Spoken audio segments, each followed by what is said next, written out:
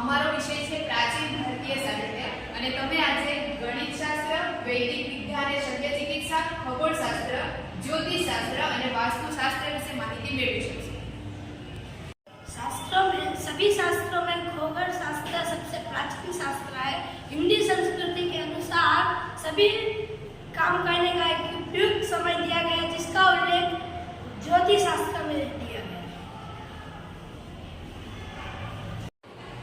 महर्षि चरक ने चरक संहिता और महर्षि शूद्रक ने शूद्रक संहिता दी थी, जिसमें उस समय में ऑपरेशन और प्लास्टिक सर्जरी के बारे में बताया गया है।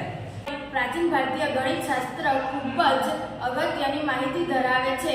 आर्यभट्टने गणित शास्त्रना पिता तरीके ओळखावामां आवे छे। તેમણે શૂન્યની શોધ કરી હતી। વિકર્ણ વર્ગ લંબાઈ અને પહોળાઈના વર્ગના સરવાળા જેટલો હોય છે।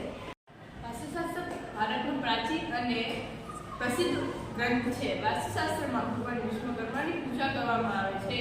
કઈ સાઈડ કઈ દિશામાં વસ્તુ રાખવાથી સારા અને ખરાબ પરિસ્થિતિનું નિર્માણ થાય છે તે ઉલ્લેખ વાસ્તુશાસ્ત્રમાં કરેલ